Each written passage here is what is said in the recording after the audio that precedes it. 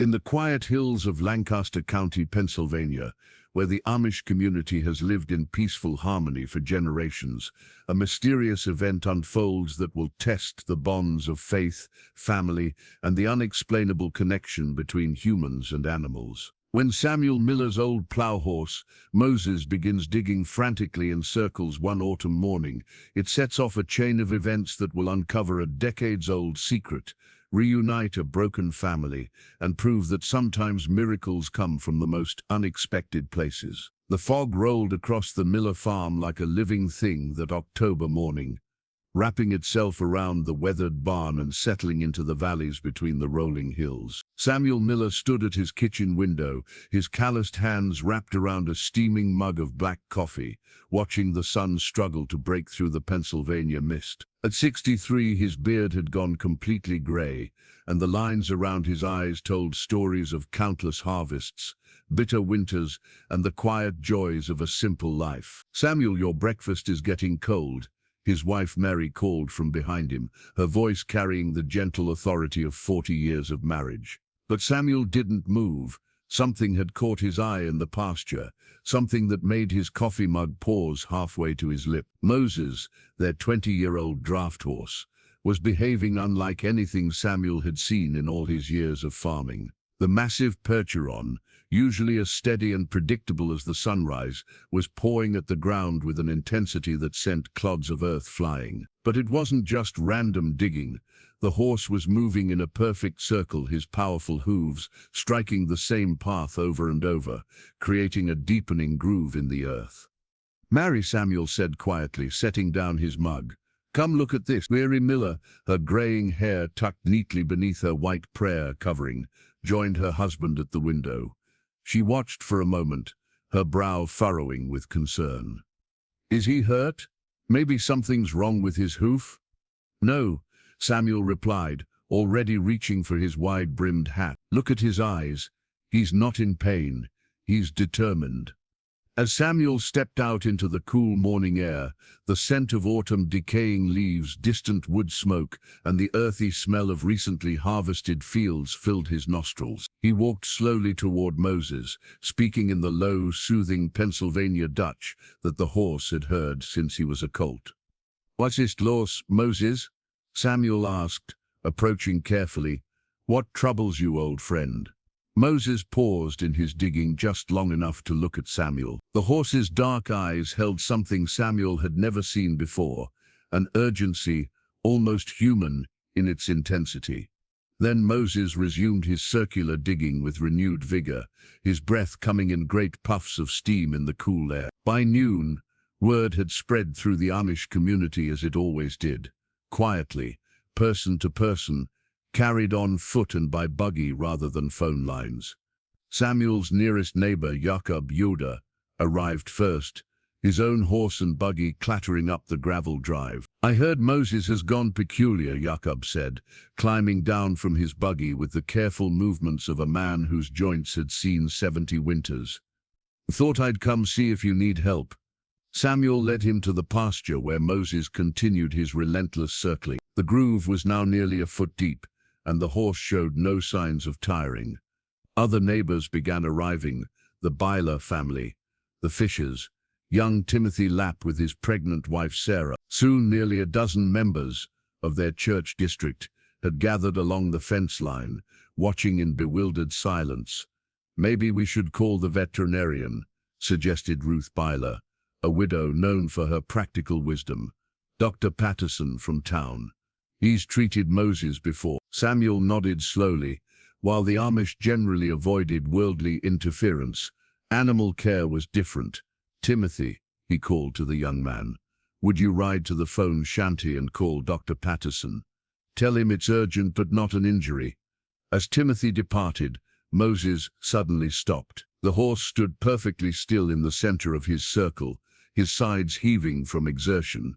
Then, to everyone's amazement, he began to dig in a different spot, not in a circle this time, but straight down, his powerful hooves attacking the earth with purpose. "He's trying to uncover something," whispered Sarah Lapp, her hand resting protectively on her swollen belly.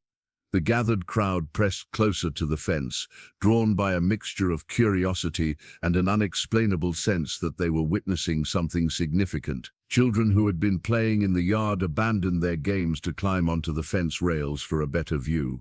Dr. Patterson arrived within the hour, his modern pickup truck looking out of place among the buggies. A tall, lanky man with kind eyes behind wire-rimmed glasses, he had been treating Amish livestock for 20 years and had learned to respect their ways while offering his medical expertise.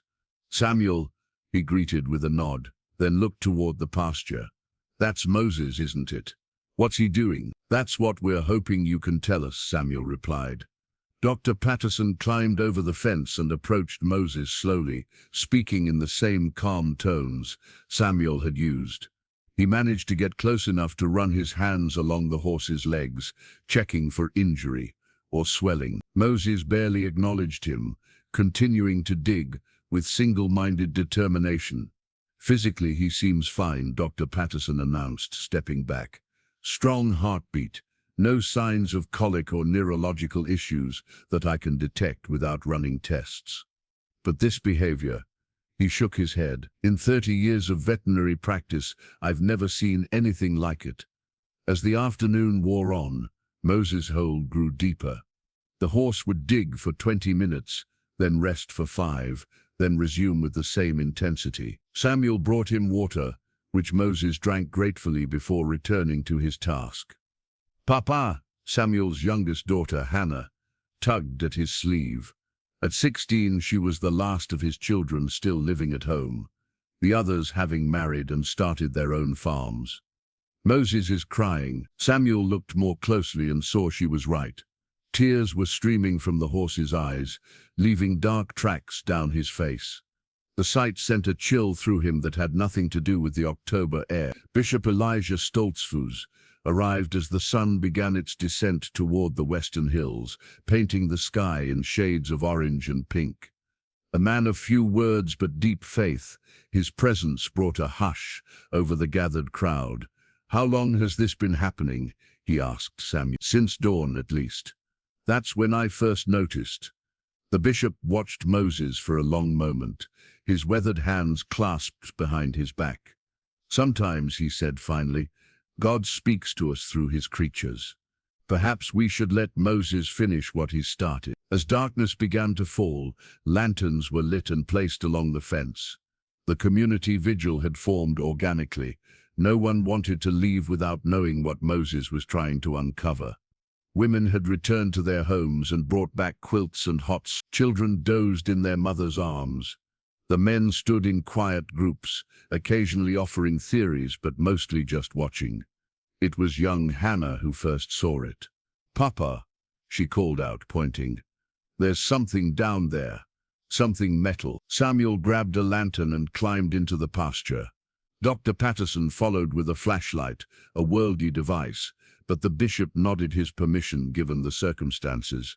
As they approached, Moses stepped back, his job seemingly done. The horse was trembling with exhaustion, his coat slick with sweat despite the cool evening air. Samuel knelt beside the hole Moses had dug. It was nearly 3 feet deep, and at the bottom, partially visible in the lantern light, was indeed something metal, a corner of what appeared to be a box or container. "We'll need shovels," Samuel said quietly, but his words carried in the still evening air, and immediately several men headed for the tool shed. As they carefully excavated around the object, being mindful not to damage whatever Moses had discovered, the crowd pressed close. Mary had brought Moses a blanket and was gently rubbing him down, whispering words of comfort and thanks to the exhausted animal.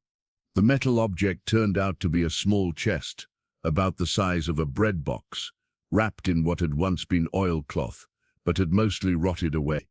The chest itself was rust-covered, but intact, with a simple padlock that had corroded with age. "Should we open it?" Samuel asked, looking to Bishop Stoltzfus. The bishop considered for a moment. "It was found on your land, Samuel. The decision is yours." Dr. Patterson offered his flashlight to provide better illumination as Samuel used a hammer and chisel from his toolbox to break the ancient lock. The crowd held its collective breath as he lifted the lid. Inside, wrapped in surprisingly well-preserved leather, was a collection of items that made no immediate sense. A bundle of letters tied with a faded ribbon, a small leather journal, what appeared to be military medals, and at the bottom a black and white photograph in a tarnished silver frame. Samuel lifted the photograph carefully, angling it toward the light. It showed a young Amish couple, the woman seated, the man standing behind her, with his hand on her shoulder. But it was the woman's face that made Samuel's hands begin to shake. "Mary," he whispered, his voice hoarse. "Mary, come here." His wife approached, took one look at the photograph, and gasped. "Oh, Samuel, it's her. It's Rebecca. Rebecca." Samuel's sister, who had disappeared 43 years ago, when she was just 18. She had left in the night without a word, bringing shame and heartbreak to the Miller family. Samuel's parents had gone to their graves never knowing what had become of their daughter. The community had eventually stopped speaking of her, as was their way with those who left the faith. "But why?" Samuel asked, his voice breaking. "Why would Moses?" Dr. Patterson, who had been standing quietly to the side, cleared his throat. "Samuel, how old did you say Moses was?" 20 this past spring, and your sister disappeared 43 years ago." Samuel's brow furrowed in confusion. "What does Moses's age have to do with—" "Not Moses's age," Dr. Patterson interrupted gently. "But horses, they have ancestral memory, particularly strong emotional connections to places and people. Moses's mother or grandmother, did your family have them?" Samuel's eyes widened in understanding. Moses's grandmother was Molly. She was Rebecca's horse. Rebecca raised her from a foal, trained her herself. They were inseparable until Rebecca disappeared. "The spot where Moses was digging," Mary said suddenly.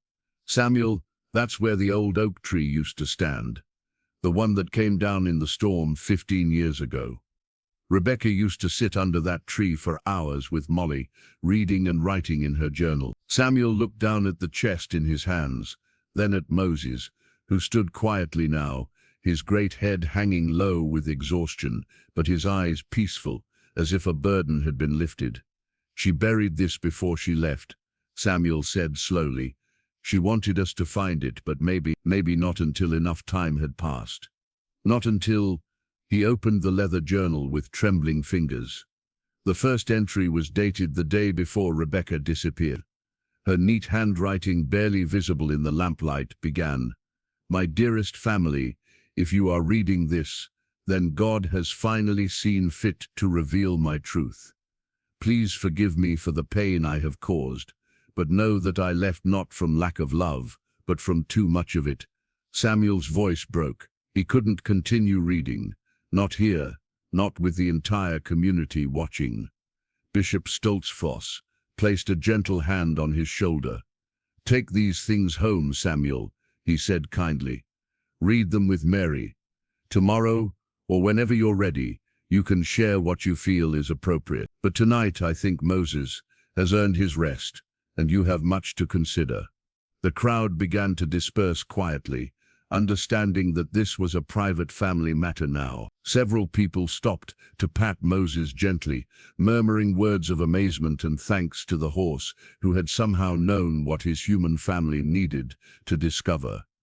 Dr. Patterson was the last to leave.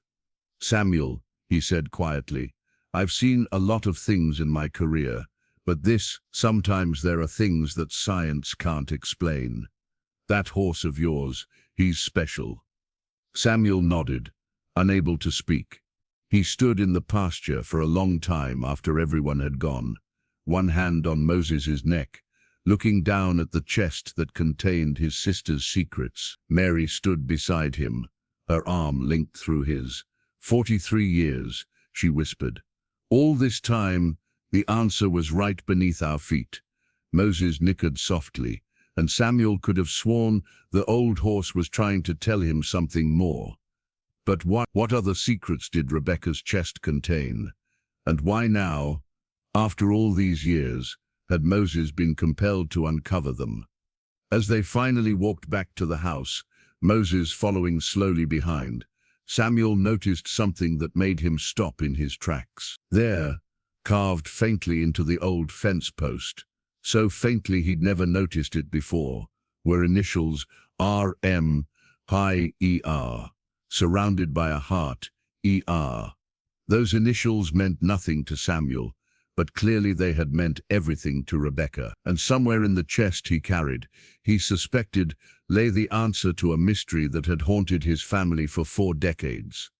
The moon had risen full and bright by the time Samuel and Mary sat down at their kitchen table with Rebecca's journal. Moses was settled in his stall with extra oats and a warm blanket, finally at peace after his extraordinary day. But for Samuel and Mary, the real journey was just beginning. As Samuel opened the journal again and began to read aloud, his sister's voice seemed to whisper across the years, finally ready to tell her story. And what a story it would prove to be. One of forbidden love, impossible choices, and a sacrifice that would bring tears to the eyes of even the strongest man. Samuel's hands trembled as he spread Rebecca's belongings across the kitchen table. The kerosene lamp cast dancing shadows on the walls, making the small kitchen feel like a sacred space where past and present were about to collide.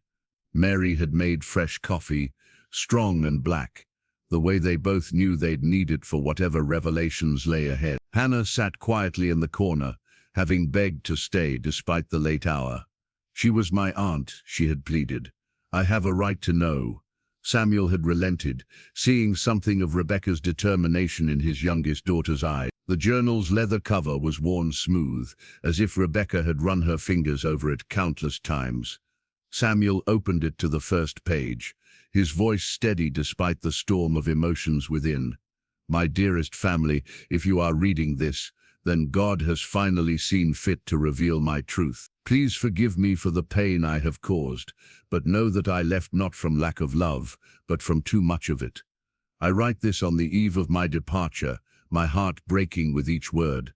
By tomorrow morning I will be gone, and you will think me lost to the English world. In a way, that is true, but the full truth is both more complicated and more simple than you could imagine. His name is Elijah Roth."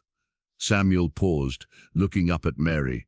Elijah Roth, E.R., the initials on the fence post. Mary nodded, her eyes glistening. "Keep reading." "Yes, before you wonder, he is one of us, or was. Elijah left the church 2 years before we met.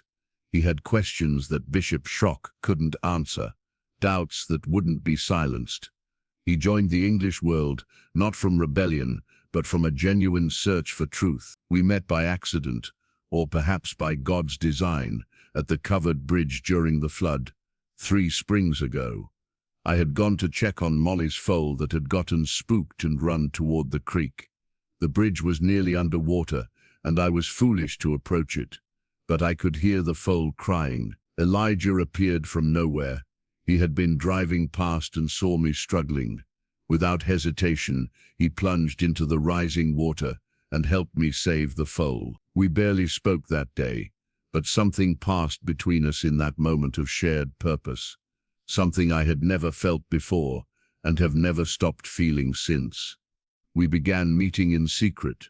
At first it was innocent, conversations about books, ideas, the world beyond our valley. Elijah had attended college, something that fascinated and terrified me in equal measure.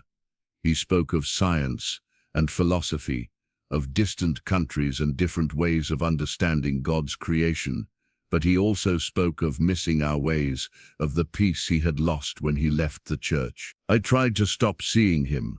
For months, I would promise myself that each meeting would be the last.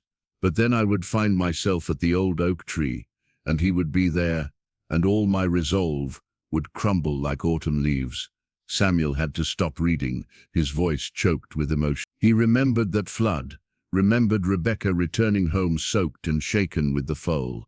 He had praised her bravery, never knowing that day had changed everything.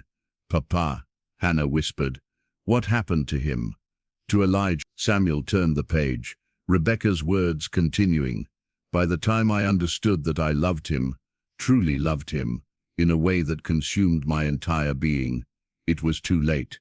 We both knew there was no future for us.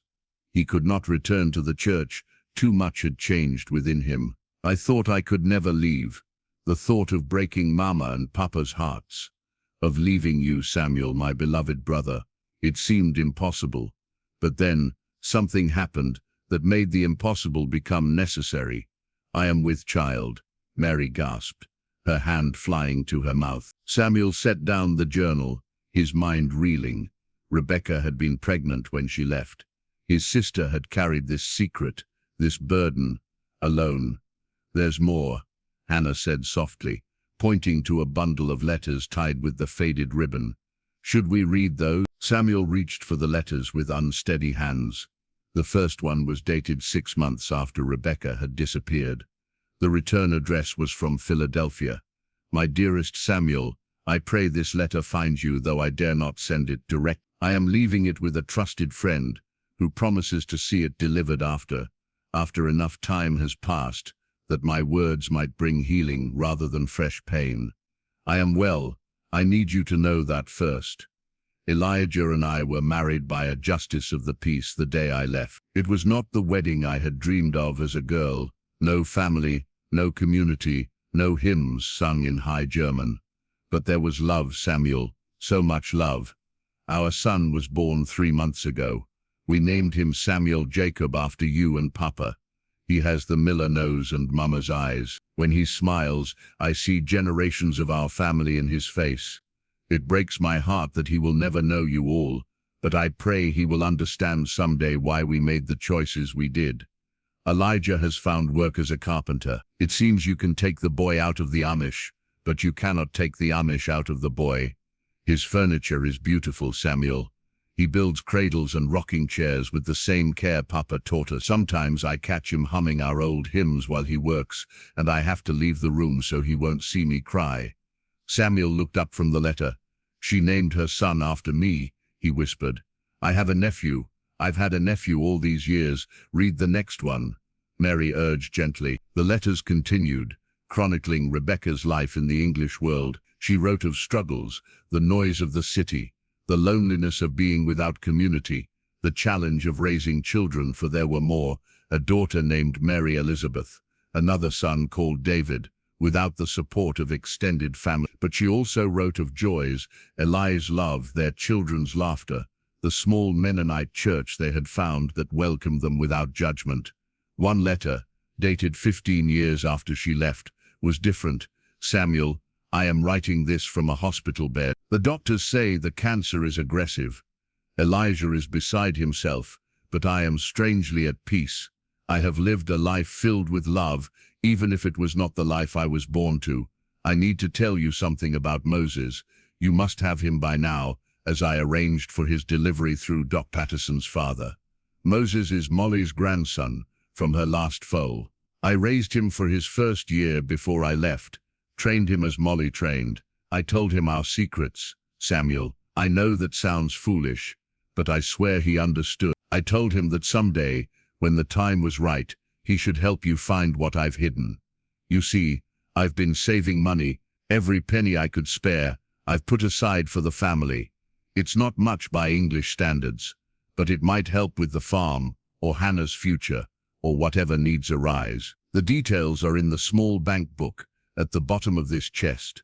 The account is in Elijah's name, but he has instructions to transfer it to you when the time comes. I also need you to know that Elijah has been saving too. He wants to buy back the old Weaver farm, the one that borders Papa's land. He says it's his way of being close to home, even if he can never truly return. If you ever see smoke from that chimney, know that we are there, just beyond the tree line, loving you from afar. Samuel set down the letter, tears streaming freely down his weathered face. The Weaver farm, he said to Mary. Someone bought it 5 years ago but never moved in. They just maintain it, keep the fields clean. It's them, Mary whispered. Oh, Samuel, they came home. In their own way, they came home. Hannah had been looking through the remaining items in the chest. Papa, she said, holding up a small bank book and another envelope, sealed with wax. This one says only for Samuel Miller, to be opened in the presence of family. Samuel broke the seal carefully. Inside was a letter in different handwriting, masculine. Careful, Brother Samuel. I call you brother because that is what you would have been to me had life allowed it. My name is Elijah Roth, and I loved your sister from the moment I pulled her from the floodwaters until the moment she drew her last breath in my arms. Rebecca died 3 years ago.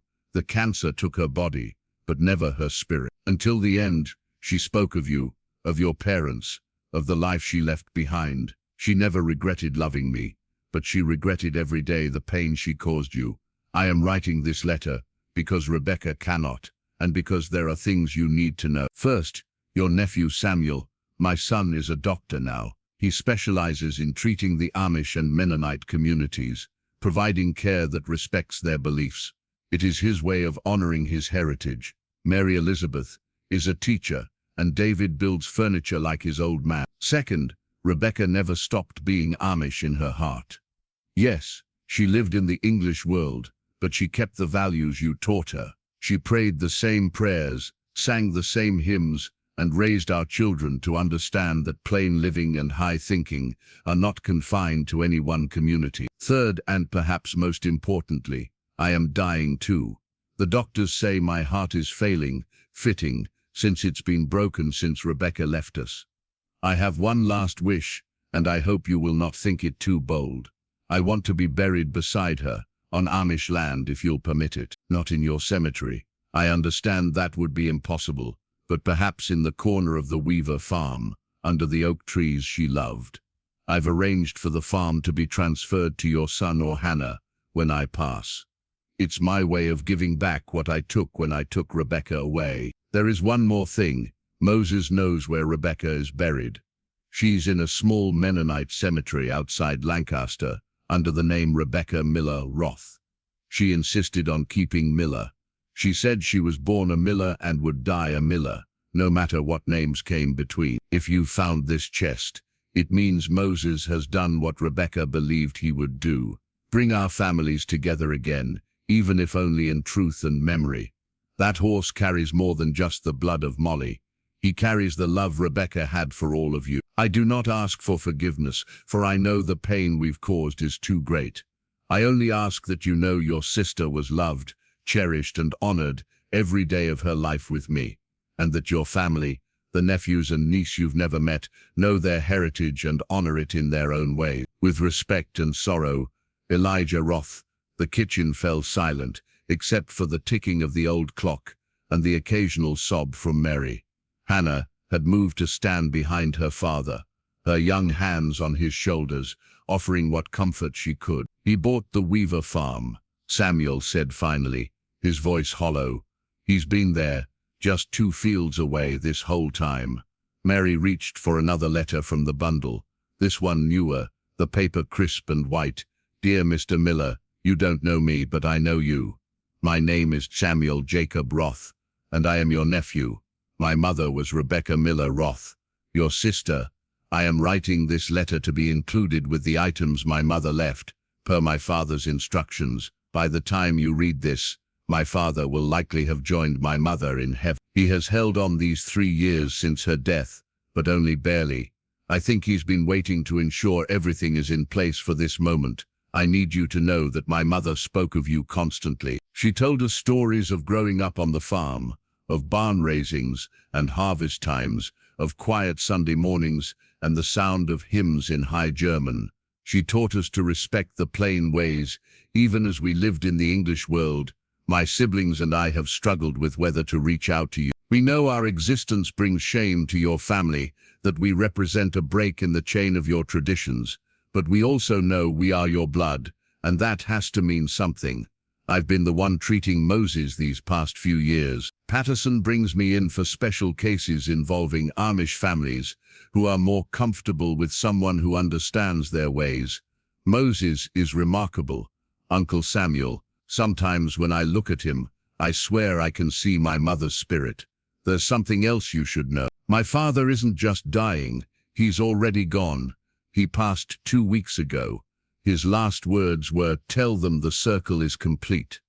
I didn't understand what he meant until Dr. Patterson called me yesterday to say Moses had begun acting strangely. If you're willing, my siblings and I would like to meet you, not to disrupt your life or challenge your faith, but simply to know the family our mother loved so deeply. We will respect whatever decision you make. Your nephew, Samuel J. Roth. At the bottom of the letter was an address and phone number in Lancaster. Samuel stood abruptly, walking to the window. Dawn was beginning to break, painting the sky in soft pastels. They had been reading for hours, lost in Rebecca's story. Moses stood in the pasture, grazing peacefully, his work complete. "What will you do?" Mary asked softly. Samuel was quiet for a long moment. "Rebecca left to avoid bringing shame to the family," he said finally. "But what shame is there in love? In children raised with values, even if not our exact ways? In a man who loved her faithfully until death?" He turned to face his wife and daughter. Bishop Stoltzfus said sometimes God speaks through his creature. Moses didn't just uncover a chest. He uncovered a chance for forgiveness, for healing. "How can I ignore that?" "The community," Mary began. "The community will talk, as they always do. But then they'll remember their own sins, their own need for forgiveness, and they'll understand. And if they don't," Samuel's voice grew firm, "then I'll bear that burden. Rebecca bore hers for 43 years. I can bear mine."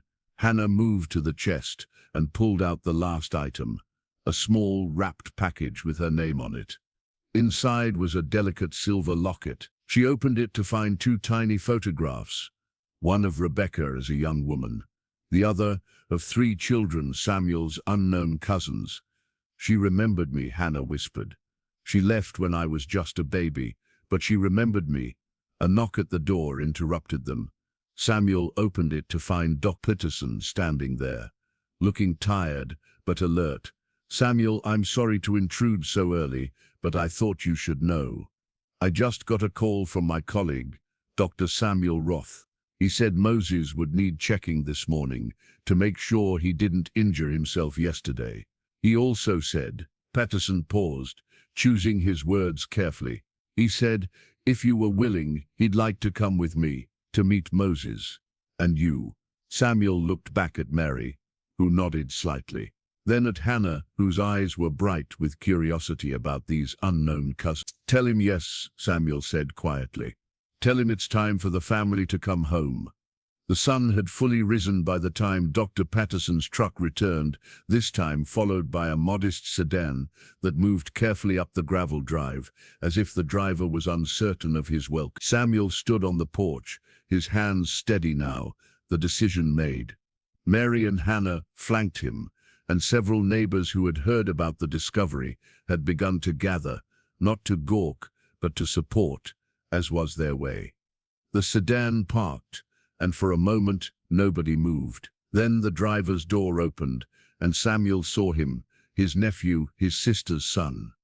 Dr. Samuel Roth was tall and lean, with the miller nose Rebecca had written about and eyes that were unmistakably their mother's. Behind him 2 others emerged, a woman in her 30s with Rebecca's delicate features and a younger man who looked remarkably like the old photograph Samuel had of his father.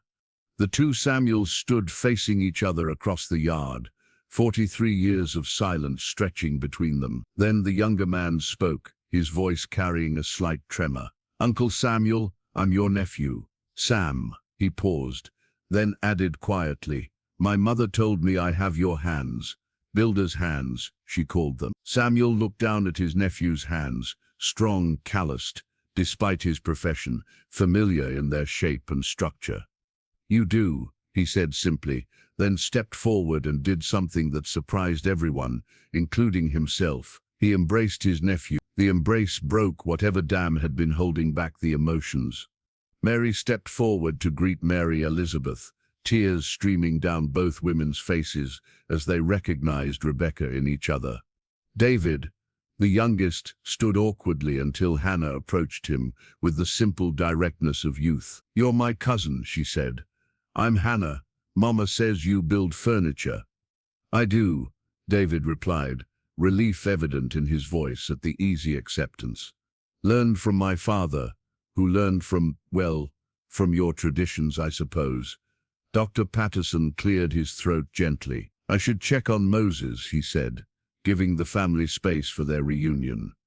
Wait, young Sam said. I'd like to see him first if that's okay. The horse who brought us back together. Samuel led the group to the pasture, where Moses stood at the fence, as if he had been waiting. When he saw them approaching, the old horse nickered softly and moved toward them with unusual energy for his age. Sam reached out slowly, letting Moses smell his hand. The horse nuzzled against him, then did something extraordinary. He bowed his great head and placed it against Sam's chest, right over his heart. My mother used to do that, Sam whispered, his voice breaking. When I was upset as a child, she would put her head against my chest and say she was listening to my heart, tell its truth. Rebecca did that, Samuel confirmed, his own voice thick. Our mother did it to her. It's a Miller thing. Bishop Stoltzfus arrived then, his buggy creating a small dust cloud as it pulled up. The gathered crowd parted respectfully as he approached. Samuel tensed, unsure how the bishop would react to these English relatives. The bishop studied the three visitors carefully, then spoke. You have Rebecca's eyes, he said to Mary Elizabeth. To David, you stand like your grandfather Jacob did, slightly favoring the left leg. And to Sam, and you have the Miller bearing, the way of holding yourself that speaks of quiet strength. He turned to Samuel. The Ordnung speaks of those who leave us as being lost. But perhaps, he paused, choosing his words carefully, perhaps they are only lost if we refuse to see them when they stand before us. These are not English strangers. These are Rebecca's children, raised with knowledge of our ways, if not in them. I see no sin in acknowledging blood. The relief in the yard was palpable. With the bishop's acceptance, the community would follow. Tell us about her, Mary said suddenly to the three siblings. Tell us about Rebecca's life. We know the facts from her letters, but tell us who she became. They moved to the porch, Samuel bringing out more chairs, Mary and Hannah quickly preparing coffee and fresh bread. As the morning unfolded, Rebecca's children painted a picture of a woman who had lived between two worlds but found peace in both. She kept a garden, Mary Elizabeth began. Even in the city, she found a way. Our tiny backyard was her paradise. She grew the same vegetables you grow here, preserved them the same way. Our English neighbors thought she was eccentric, but they loved her preserves. She sang, David added. Every morning she sang the hymns in German while making breakfast. Dad would join her sometimes. Their harmony, he smiled at the memory. The neighbors complained once about the early morning singing, but when Mom brought them fresh bread and apple butter as an apology, they never complained again. Sam pulled out a worn photo album from a bag. We brought pictures if you'd like to see them. The album passed from hand to hand, each photograph revealing a life lived fully. Rebecca in a simple dress, not plain, but modest, working in her garden. Rebecca and Elijah on their wedding day, both glowing with joy despite the circumstances. Rebecca with her children at various ages, the love evident in every captured moment. This was last Christmas before she got sick, Sam said, pointing to a photo. She insisted on making the traditional cookies, the ones your mother taught her. She could barely stand, but she made 12 dozen, one for each family on our street. That's Rebecca, Samuel murmured, always feeding others, even when she had little herself. As they talked, Moses had wandered closer, standing just behind the porch as if listening. Occasionally he would nicker softly, as if adding his own memories to the conversation. There's something else, Sam said, reaching into his jacket. Mom left letters for each of you, to be delivered if we ever met. Dad had one too, for you. Uncle Samuel. The letters were distributed, one for Samuel, one for Mary, even one for Hannah, though Rebecca couldn't have known she would exist when she left. There were also letters for Samuel's other children, carefully preserved all these years. Samuel opened his slowly. My beloved brother, if you are reading this, then my children have found the courage I never had, the courage to bridge the gap I created. I pray you can forgive them for my sins, for they are innocent of everything except loving a mother who loved you all so much it hurt. I need you to know that leaving was not about choosing Elijah over family. It was about choosing a future where my child could live without shame, where Elijah could be the father he deserved to be, where our love wouldn't bring disgrace to those we cherished most. I watched you from afar, you know. When you married Mary, I was there, hidden in the trees behind the church. When your children were born, Dr. Patterson's father kept me informed. When Papa died, I stood at the cemetery gate in the darkness, saying my own goodbye. When Mama followed him, I keened my grief into my pillow for weeks. You became the man I always knew you would be. Strong, faithful, kind. The farm thrived under your care in a way it never did under Papa's, because you have something he sometimes lacked. The ability to bend without breaking, to show mercy alongside justice. If you've accepted my children, even a little, then you've proven what I always believed, that love is stronger than law, that blood is thicker than doctrine, that God's mercy is wider than human rules. Tell Mama and Papa, when you see them in paradise, that I never stopped being their daughter. Tell them their grandchildren know their names, their stories, their faith, even if expressed differently. Tell them the circle remains unbroken, just all our love, always Rebecca. Mary's letter spoke of sister things recipes Rebecca had perfected, memories of shared childhood moments, advice about raising Hannah that proved Rebecca had somehow watched from afar. Hannah's letter was shorter but no less meaningful, filled with an aunt's love for a niece she barely knew but deeply treasured. There's one more thing, David said quietly. About Moses. Mom always said he was special. He carried messages between worlds. We thought it was just her being fanciful, but he gestured toward the patient horse. Here we are. Dr. Patterson, who had been examining Moses during the conversation, approached the porch. He's in remarkable shape for his age, he reported. A bit tired from yesterday, but strong. He'll outlive us all, I think.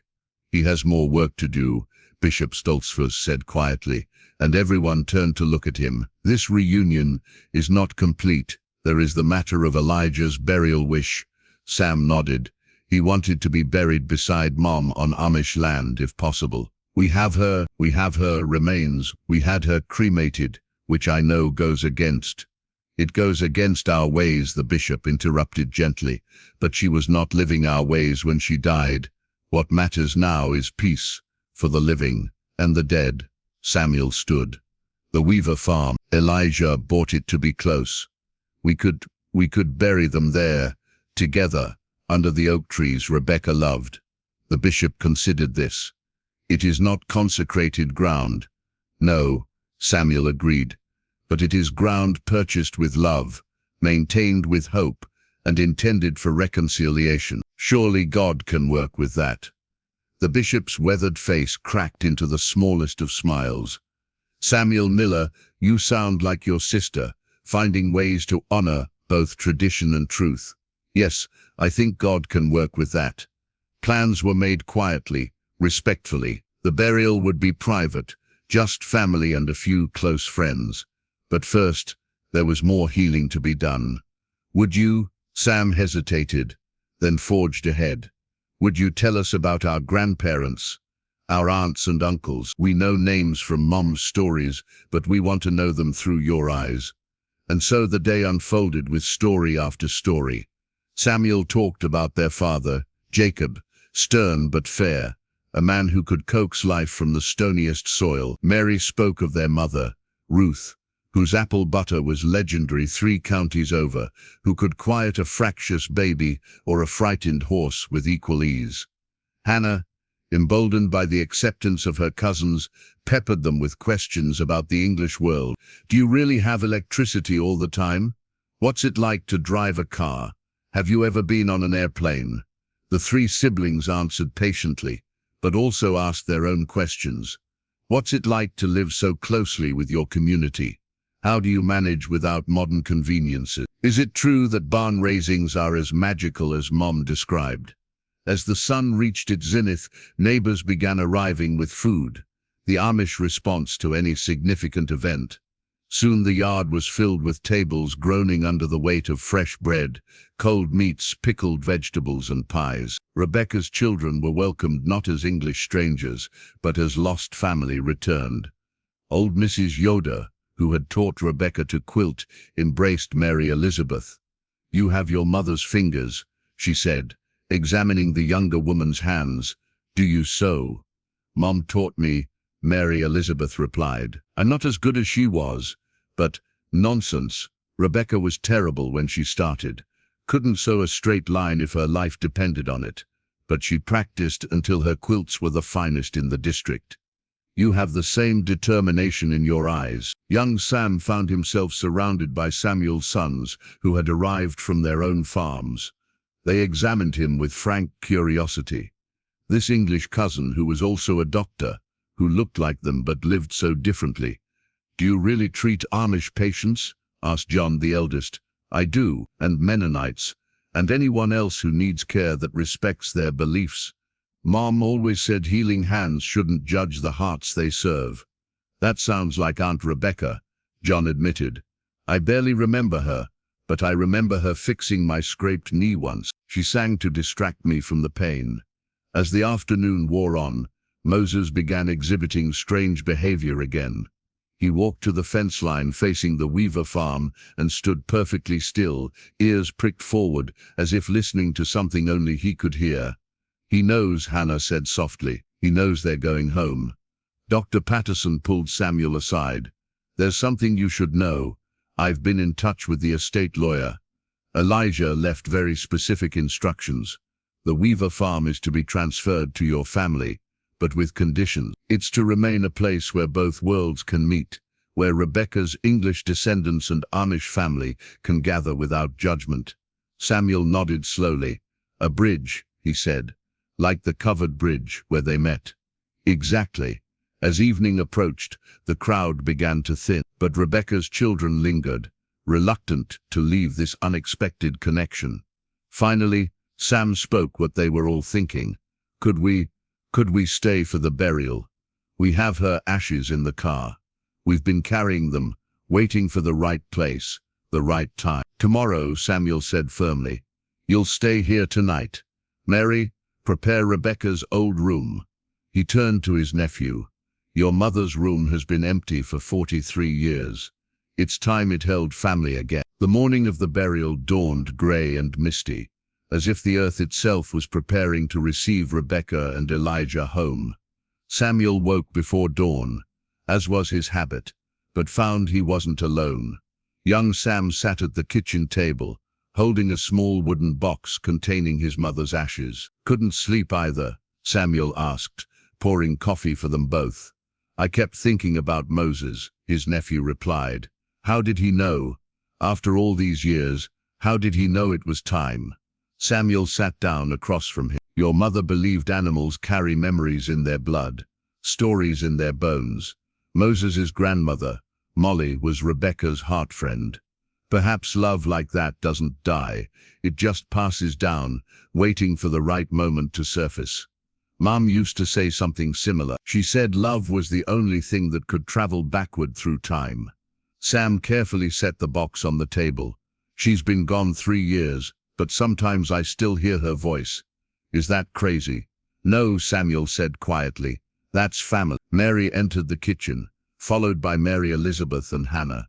Without words, the women began preparing breakfast, working in harmony as if they had been cooking together all their lives. David joined them soon after, followed by Samuel's sons and their families, who had returned for the burial. Bishop Stoltzfus arrived as they were finishing breakfast. "I've brought something," he said, producing an old, leather-bound Bible. "This was your mother's, Samuel. Rebecca's. She left it behind when she went.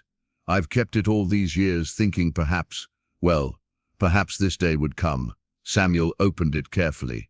The margins were filled with Rebecca's neat handwriting, thoughts, prayers, questions. One passage was heavily marked. Ruth 1:16, "Where you go I will go, and where you stay I will stay. Your people will be my people and your God my God." She underlined it the day before she left. The bishop said, "I think she was trying to tell us that leaving didn't mean she was abandoning her faith, just following it down a different path." The procession to the Weaver farm was unlike any the community had seen. Amish buggies rolled alongside the single car carrying Elijah's casket. He had been kept at the funeral home in town.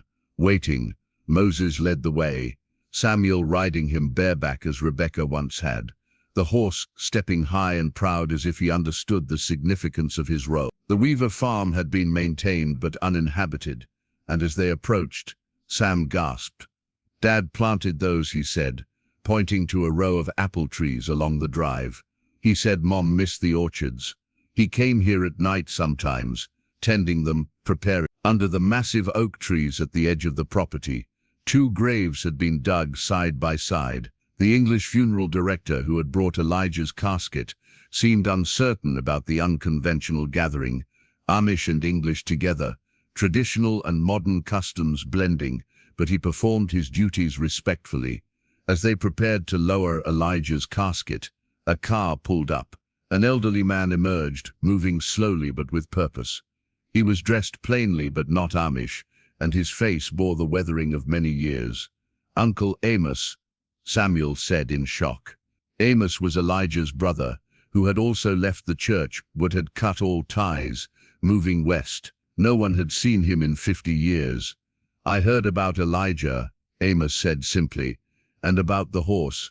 News travels, even to old men who thought they were forgotten." He looked at the casket, then at Rebekah's children. "I should have come back better, should have been here for him, for her. But pride is a terrible companion for the years." Bishop Stoltzfus stepped forward. "You're here now, that's what matters." The service that followed was unlike anything in Amish or English tradition. Bishop Stoltzfus spoke in High German and English, weaving together threads of both worlds. He talked about Ruth and Naomi, about love that transcends boundaries, about the prodigal son who was welcomed home. When it came time to place Rebekah's ashes in the ground, her 3 children stepped forward together. But as Sam opened the wooden box, Moses suddenly reared up, whinnying loudly. Everyone stepped back in alarm except Samuel, who calmed the horse with a steady hand. "Wait," Hannah said suddenly. "Look." Where Moses had pawed the ground, something metallic glinted. David knelt and carefully excavated it. Another small box, this one newer, with a note attached in plastic. Samuel read it aloud. "To be opened when the family is whole again." Inside was a simple gold wedding ring and a letter. "If you are reading this, then Rebekah and I are gone, and our families have found each other." This ring was Rebekah's. She removed it before her surgery, gave it to me and asked me to return it to the family when the time was right, she said. "It's a circle, Elijah. It needs to be complete. I buried it here the night I bought this farm, knowing that someday, somehow the circle would close. Moses knows things. Rebekah always said so. Trust the horse, trust the love, trust that what seems broken can be made whole again." Mary Elizabeth took the ring with trembling fingers. "Mom never wore jewelry after she joined Dad's church, but she kept this. It was probably her only rebellion," Mary said softly. "A tiny piece of the life she chose, worn against her skin." The ring was passed from hand to hand, each family member holding it briefly, as if by touching it they could touch Rebekah one more time. Finally it returned to Sam, who looked at his uncle. "What should we do with it?" Samuel thought for a moment, then looked at Hannah. "You're the bridge," he said to his daughter. "Young enough to understand both worlds, old enough to choose your own path. Keep it, when you marry, whether in our way or another, wear it or pass it on. Let it remind us that love finds a way." Hannah accepted the ring solemnly, stringing it on a simple cord around her neck, hidden beneath her dress, but close to her heart. As Rebekah's ashes were placed beside Elijah's casket and the graves were filled, the most extraordinary thing happened.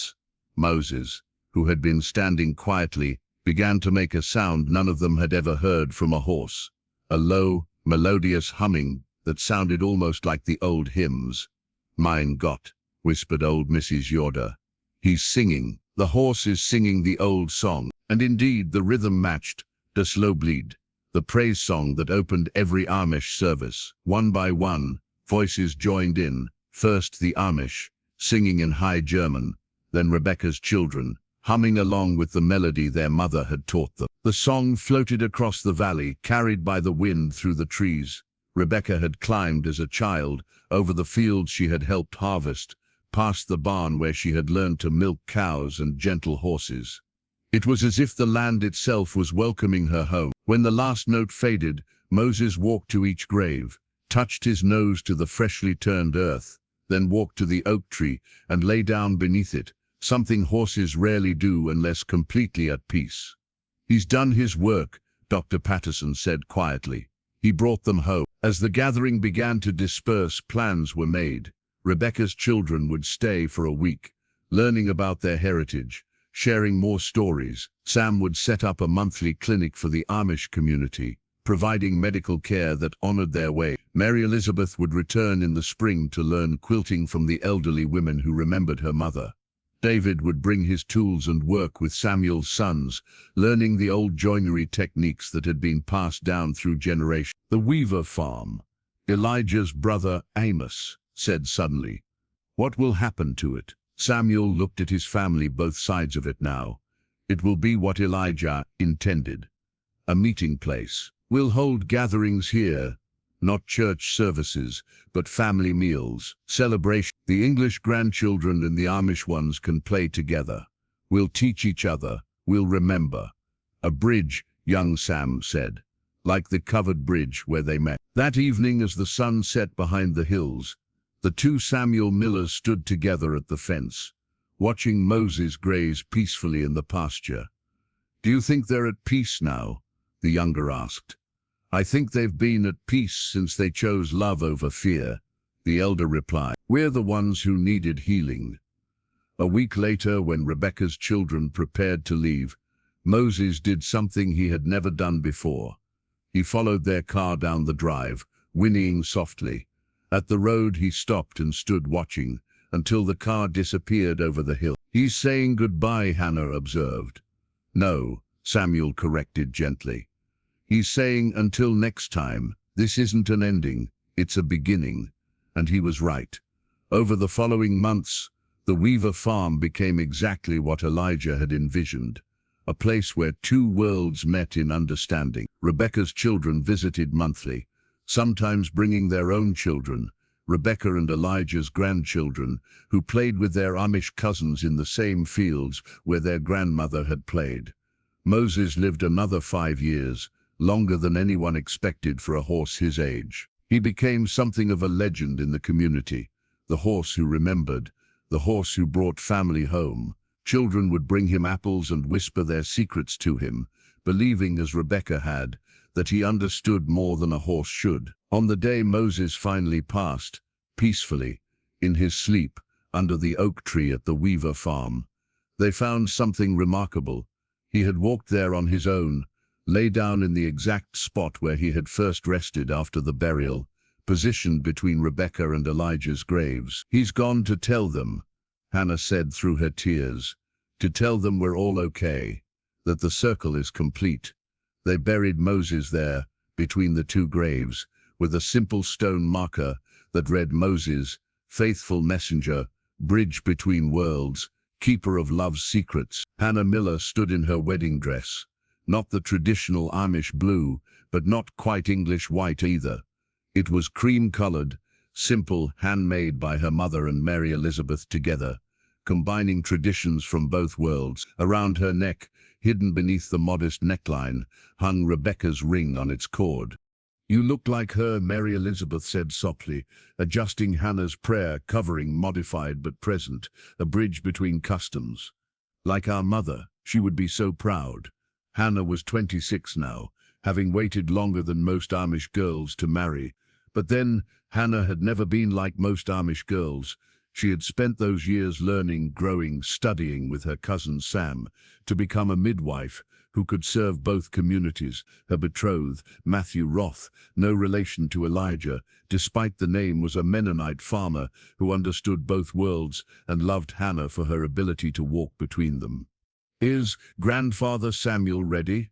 Hannah asked. Her father had passed 2 winters ago, peacefully, with both sides of the family around him. In his final days, he had spoken often of Rebecca, saying he could hear her singing just beyond the edge of hearing. He's at Moses's grave, Mary Elizabeth replied. Talking to them all, I think. Indeed, Samuel, now patriarch of the extended family at 83, stood at the small cemetery that had grown around Rebecca and Elijah's graves. Moses's stone stood between them, and now Samuel's son was there too, along with Mary, who had joined him last spring. The Weaver farm had become sacred ground, not in the traditional sense, but in the way that love makes any place holy. Are you ready for this, Moses? Samuel asked the stone marker. Our Hannah is getting married today. Right here, under your oak tree. Bishop Stoltzfus's son. He's bishop now, will perform the ceremony alongside a Mennonite minister. First time such a thing has happened in Lancaster County, I imagine. A warm breeze rustled through the oak leaves, and Samuel could have sworn he heard that strange humming Moses used to make.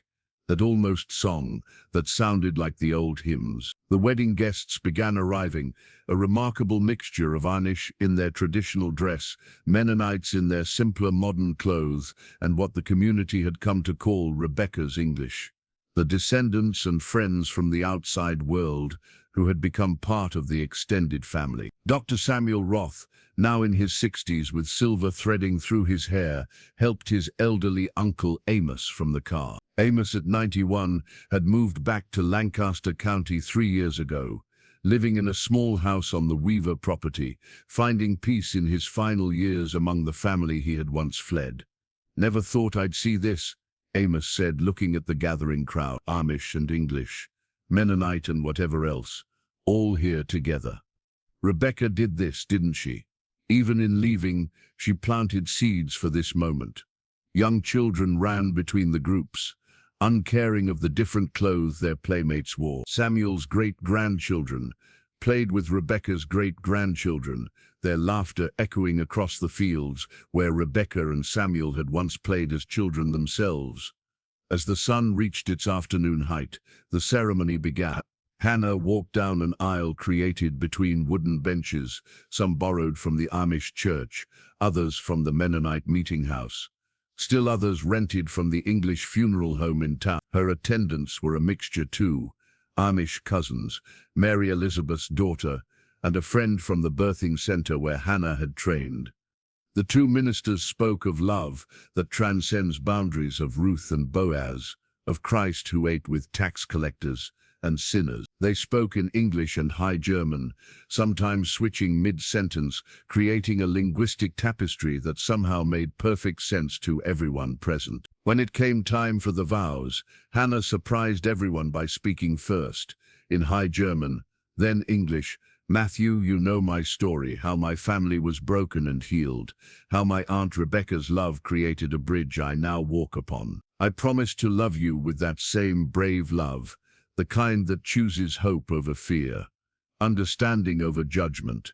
I promise to be your wife in whatever world we must navigate, to raise our children to honor both traditions while being bound by neither. Matthew responded in kind, his voice strong.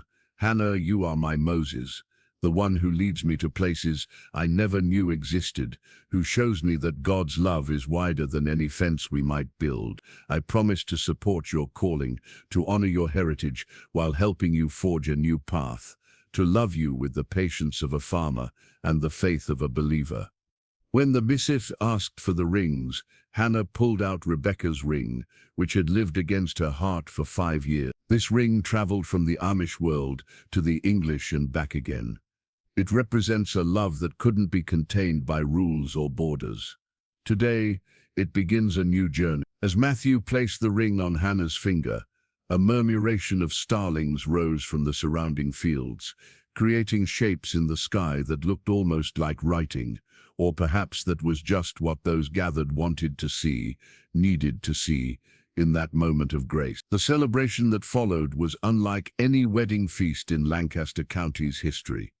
Amish women served traditional wedding foods alongside dishes from Rebecca's English children's traditions. There was choufle pie next to a modern wedding cake, both decorated by David's daughter, who had become a professional baker while still honoring the plain traditions in her personal life. As evening fell, lanterns were lit throughout the grove. Someone brought out a guitar scandalous by traditional Amish standards, but the new bishop simply smiled and said nothing. David's son began to play, and soon voices joined in, not with worldly songs but with the old hymns, reimagined with harmonies that Rebecca's children had learned in their Mennonite church. Old Amos stood to speak, his voice still strong despite his years. "I want to tell you about my brother Elijah and his Rebecca. You think you know their story, but there's something more. The night before they left, they came to me. I was young, angry at the church, angry at the world. They asked for my blessing. I refused. I turned them away." He paused, his eyes wet with unshed tears. "For 70 years I carried that regret. But being here, seeing all of you, understanding what their sacrifice created, I realize now that my rejection was part of the plan. It pushed them to create their own path, which led to this moment. Sometimes our failures are just stepping stones to someone else's miracle." As the night deepened, Hannah stood to address the gathering. "There's something you all should know. I'm carrying a child." The announcement brought joy and congratulations, but Hannah raised her hand for quiet. "We've already chosen names. If it's a boy, Samuel Moses.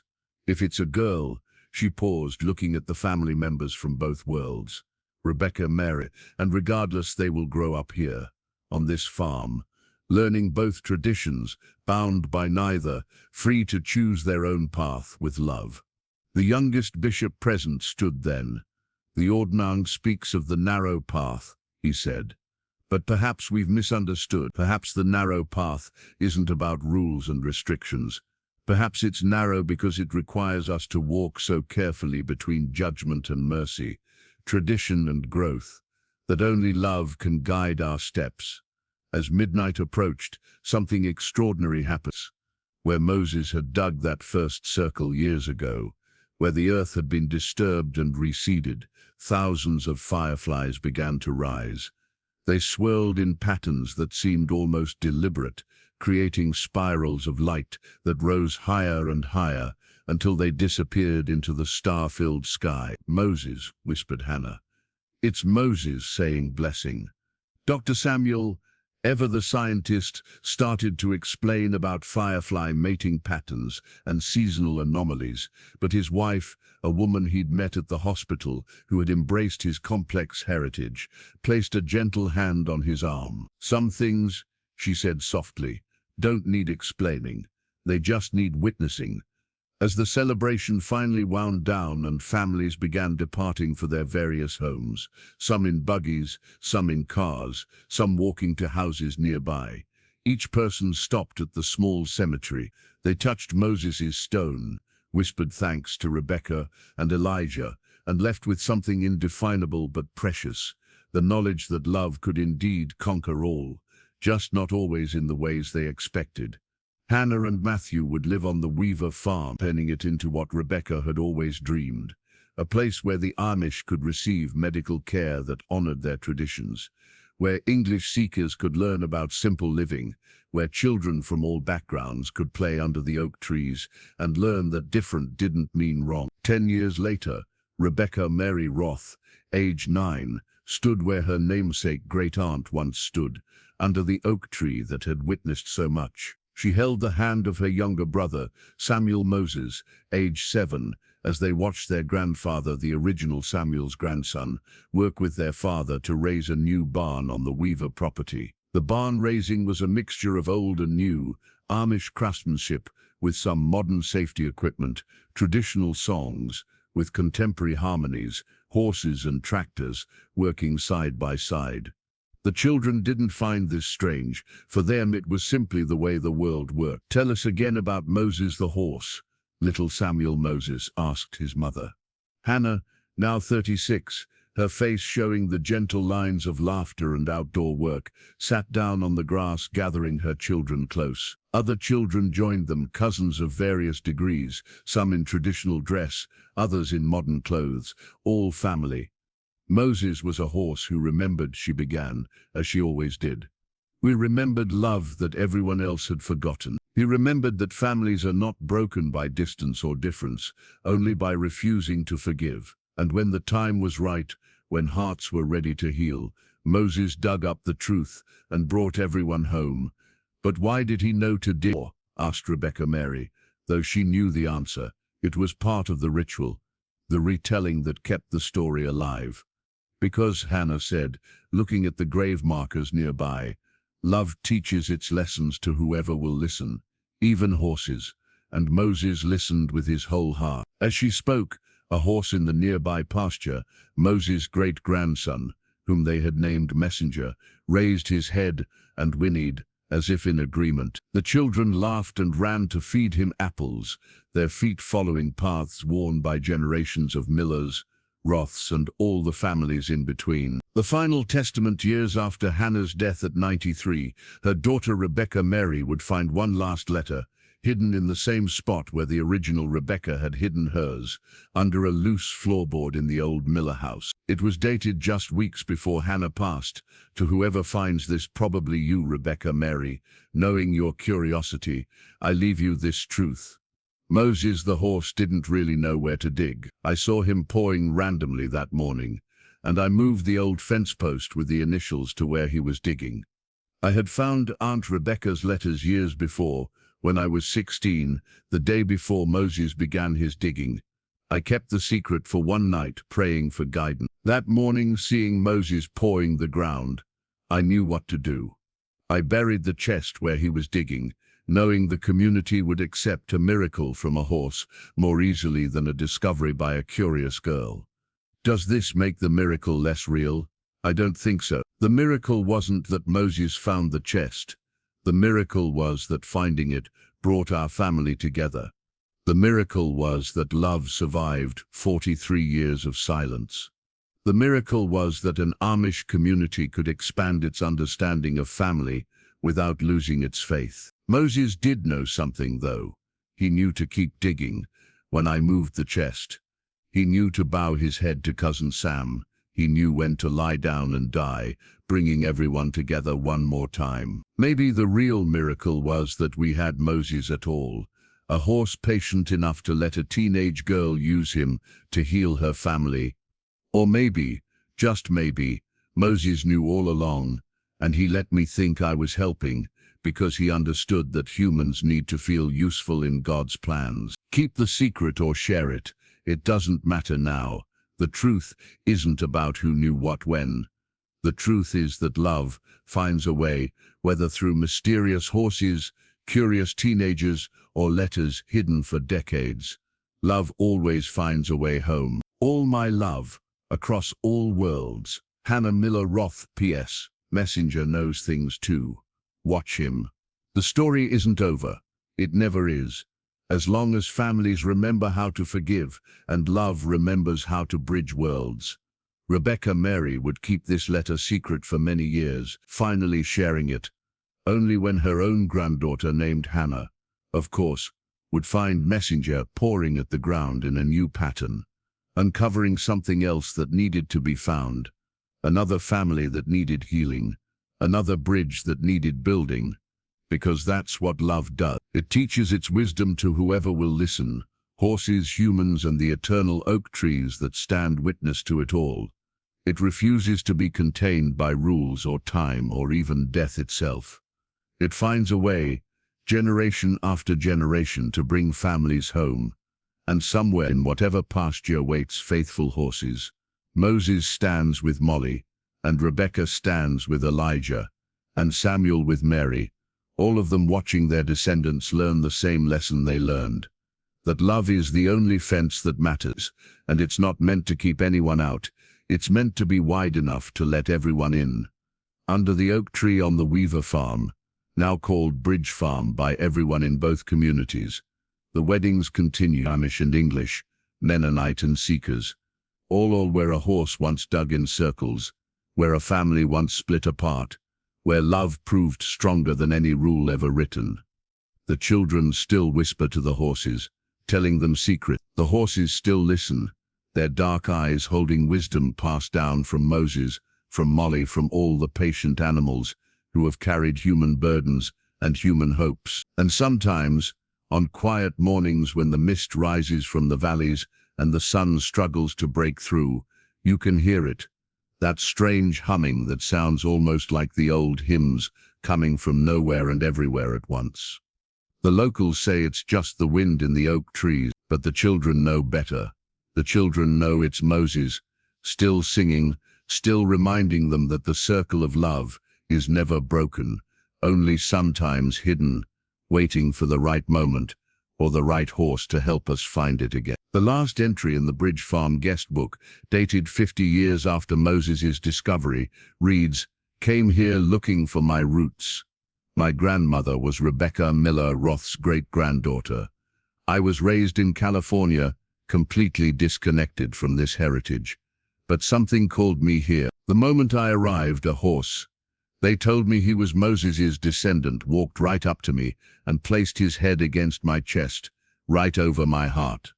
The farm manager, an elderly woman named Rebecca Mary, smiled and said, 'He knows you. They always know their own. I don't understand it, but I feel it. I'm home.'" The circle continues.